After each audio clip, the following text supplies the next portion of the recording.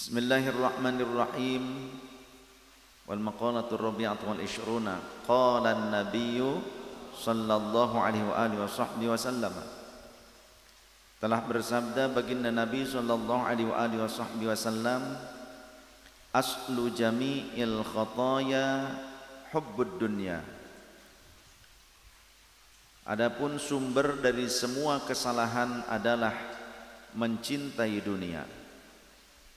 Wahia ma zada anil hajati, yaitu sesuatu yang melebihi kebutuhannya. Wa aslu jami'il fitani, dan adapun sumber dari semua kerusakan atau keburukan yang diistilahkan dengan fitnah. Fitnah itu bukan hanya tuduhan maknanya, tapi lebih luas adalah keburukan-keburukan yang impactnya bisa merambah lebih luas lagi. Asal atau pangkal dari semua keburukan-keburukan yang impactnya bisa meluas, yaitu man'ul usyri waz zakati, dari enggan mengeluarkan 10% dari zakat pertanian dan zakat yang lainnya secara umum. Wa hadha min atfil 'ami 'ala al-khass li anna al-ushra khassun biz-zuru'i wath-thimari waz-zakata syamilatun lidzalika wa li-zakatin naqdi wal an'ami wa li-zakatil badani. Jadi yang dimaksud dengan al-ushru adalah 1/10 dari zakat pertanian.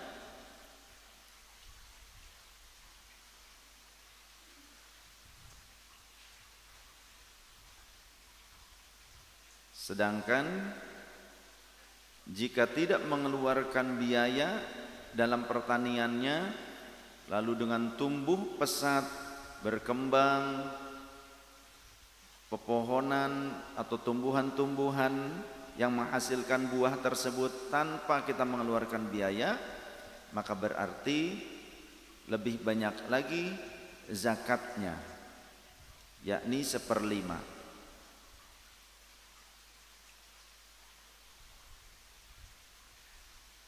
Sedangkan lafaz zakat di dalam kata ini, di dalam hadis ini, setelah lafaz al-usyru, itu menunjukkan tentang zakat-zakat yang lainnya. Karena zakat yang lainnya memiliki ketetapan tertentu, seperti nakdan, seperti rikaz, ya, emas dan perak, kemudian barang tambang, tentang perdagangan, juga buah-buahan, ada juga ternak, dan juga zakat badan ataupun zakat fitri. Termasuk juga dalam hal ini zakat profesi, zakat penghasilan, ya, dari profesi kita, dokter, kemudian juga bekerja di perusahaan, di pabrik. Nah, itu juga masuk kategori ini. Oleh karenanya, ikuti apa yang Allah perintahkan jika kita ingin bahagia, jika kita ingin selamat, keluarkan zakat-zakatnya. Lebih lagi jika masih kita mampu mengeluarkan sedekah, berarti tambahan daripada kewajiban yang ditimpakan ataupun yang dibebankan kepada kita, yang ditaklif kepada kita, maka bersedekahlah sebagai bentuk tambahan dengan sedekah tatawwu', sedekah sunnah. Maka yang terbaiklah yang kita keluarkan. Ya ayyuhalladzina amanu anfiqu min thayyibati ma kasabtum wa mimma akhrajna lakum minal ard. Wallahu wa rasuluhu a'lam bi muradi wa ma'na. Wahai orang-orang yang beriman, infakkanlah sebagian dari yang terbaik min thayyibati ma kasabtum, berupa yang terbaik dari hasil kasab kalian. Jangan justru yang buruk. dari yang terbaik, bentuk yang terbaik dari hasil kasab kita. Itu dalam surah Al-Baqarah Allah berfirman demikian. Ya ayyuhalladzina amanu anfiqu min thayyibati ma kasabtum. Oleh karenanya orang-orang yang beriman, mereka jika berinfak, mereka akan berinfak dengan yang terbaik dari hasil kasabnya, bukan yang buruk justru dari hasil kasabnya. Ini juga mengandung pengertian kadar keimanan seseorang bisa juga ditimbang dengan hal itu. Orang yang bersedekah dengan yang terbaik dari hasil kasabnya, maka berarti keimanannya kuat. Namun jika dia bersedekah dengan yang buruk dari hasil kasabnya, maka berarti keimanannya lemah. Wa mimma akhrajna lakum minal ardh, dan infakkan pula sebagian dari hasil apa yang telah kami keluarkan, tumbuhkan dari muka bumi ini.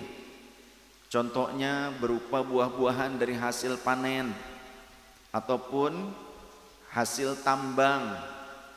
Hasil tambang gitu kan, menggali dulu, melakukan penggalian, sama seperti itu, entah minyak, entah biji emas, entah apapun yang berharga, yang memiliki nilai ekonomis, keluarkan zakatnya dan sedekah dengan sedekah yang terbaik. Karena kelanjutan kalimatnya, wala tayammamul khabitha minhu tunfiquna walastum biakhidhihi illa an tughmidu fi. Wallahu wa rasuluhu a'lam bimurri wa makna. Dan jangan kalian bersedekah, berinfak dengan yang buruk, dengan sesuatu yang hina, dengan sesuatu yang jika kalian menerimanya atau diberi, kalian enggan menerimanya, bahkan kalian akan memalingkan wajah kalian. Wala tayammamul khabitha minhu tunfiquna walastum biakhidhihi. Jangan kalian memberi kepada orang lain dengan sesuatu yang andai orang lain memberi kepada kalian, kalian sendiri tidak mau menerimanya. Walastum biakhidhihi illa an tughmidu fi. Bahkan kalian hanya akan memicingkan mata. Kalau memicingkan mata tuh seperti gini ya, kalau dicontohkan. Itu mengernyut ya, memicingkan mata tuh apa gitu, pandangan sinis, pandangan tidak suka, pandangan melecehkan atau berpaling apa begitu. Nah, kita sendiri mungkin jika diberi oleh orang lain dengan pemberian itu kita sendiri tidak suka, maka jangan kita lakukan hal yang serupa kepada orang lain. Jika kita tidak suka diberi dengan pemberian yang jelek, makanan yang basi, maka jangan memberi kepada orang lain makanan yang basi, makanan yang sudah kita acak-acak. Kita sendiri jika disuguhi oleh orang lain dengan makanan yang sudah acak-acak, kita tidak akan suka. Ini adab. Ini adab ternyata. Allah mengajarkan adab kepada kita. Bagaimana dalam hubungan hablum minan nas, Allah begitu luar biasa mendidik adab. Ta'ayal, manusia terindah, adabnya terbaik, hingga termaktub di dalam kitab suci, wa innaka la'ala khuluqin azim. Yakni Sayyiduna Muhammad sallallahu alaihi wasallam yang begitu indah, yang begitu agung, bahkan bukan hanya indah tapi azim, begitu agung dengan kemuliaan adabnya. Wa innaka la'ala khuluqin azim. Akhlak-akhlaknya Rasul, perilakunya, tingkah lakunya itu begitu agung, begitu indah. Rasul memiliki kesempurnaan yang lain. Postur tubuh sempurna Rasul punya. Rasul ganteng, ya ganteng. Rasul gagah, ya gagah. Perawakannya yang posturnya, perawakannya itu apa ya, bahasa keren itu, ideal. Rasul perawakannya ideal. Kemudian cerdas, Rasul cerdas, pintar. Rasul juga entrepreneur. Rasul itu seorang entrepreneur. Maka kita umatnya juga harus jadi entrepreneur. Belajarlah menjadi entrepreneur. Ya. Jangan mencukupkan diri untuk menjadi Johnny.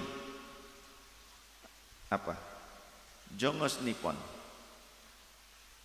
Saat ini ketika kita menjadi pekerja di perusahaan lain, cobalah kita menjajaki. Ketika kita masih kuat, ketika kita masih sehat, ketika kita masih dibutuhkan di perusahaan orang lain, saat itu justru saat yang terbaik bagi kita untuk memulai usaha, untuk menjadi seorang entrepreneur. Kita tetap bekerja di perusahaan lain boleh, bagus, ya, lumayan daripada lumanyun bekerja. Tapi kita harus memulai menjajaki sejak dini. Jangan menunggu nanti setelah resign dari perusahaan orang lain. Jangan menunggu nanti setelah dipecat oleh bos kita. Jangan nunggu perusahaan kita gulung tikar baru kita buka tikar. Kita ingin gelar tikar tapi nunggu perusahaan bos kita gulung tikar. Jangan seperti itu. Karena apa? Memulai itu berat. Memulai itu berat. Maka mulailah dari sekarang. Ketika di masa beratnya memulai usaha, kita masih bisa ditopang oleh penghasilan dari perusahaan di tempat kita kerja. Sehingga ketika kita nanti sudah pensiun, usaha kita itu sudah jalan, sudah settle. Maka kita tinggal mengembangkannya. Itu yang selalu saya dorong. Sampai-sampai ada yang aneh ke saya. Sayyid, kenapa kok Sayyid itu ngedorong kita ini jamaahnya supaya usaha, supaya jadi entrepreneur?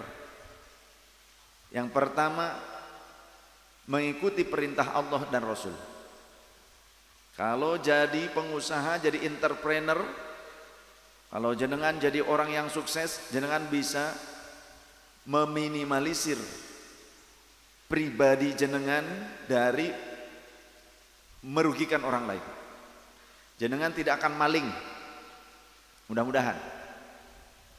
Jenengan juga tidak akan mengharap dari orang lain. Jenengan juga bisa berzakat, bersedekah. Jenengan bisa tolong orang lain. Jenengan bahkan mungkin bisa membuka lapangan pekerjaan, menjadi wasilah banyaknya kepala rumah tangga yang bisa menafkahi keluarga mereka. Manfaat tidak? Itu. Ketika jenengan mau menjadi pengusaha, menjadi entrepreneur, berarti jenengan berupaya untuk menjadi orang yang bermanfaat. Mau tidak mau kita ini ditopang dengan perekonomian. Betul tidak? Sains. Orang muslim juga harus pintar sains, harus pandai. Karena menurut sejarah, dulu para ulama-ulama kita itu bukan hanya pandai dalam bidang agama, tapi mereka juga pandai dalam bidang sains. Banyak penemu-penemu itu adalah para ulama. Namun kita orang Islam sendiri tidak memahaminya, bahkan tidak mengenalnya. Bagaimana tentang lensa terbalik atau pengambilan gambar terbalik, itu merupakan suatu kaidah dasar dari fotografi. Al-Khwarizmi, ya kan? Kemudian juga tentang perhitungan, Al-Jabbar. Kemudian juga tentang kedokteran, Imam Ibn Sina atau Avicenna, ya.